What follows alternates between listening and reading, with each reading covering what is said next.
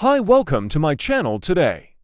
We have new trick for welding learners. This part of welding show you easy and helpful tips for your future. I weld on thin metal and I use 6013 rod. For this, first of all you learn how to use different electrodes and then amper setting for all gauges, so watchful.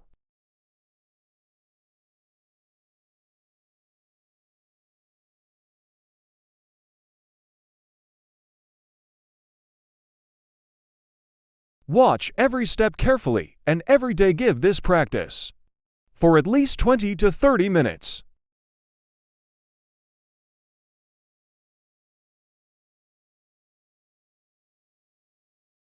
This video is very helpful for new welding job learners.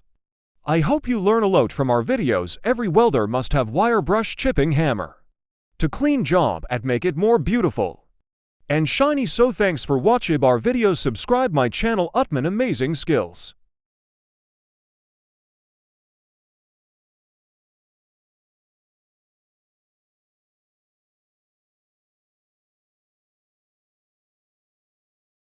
Every day we bring new tips for learners, so watch every day and follow our tips.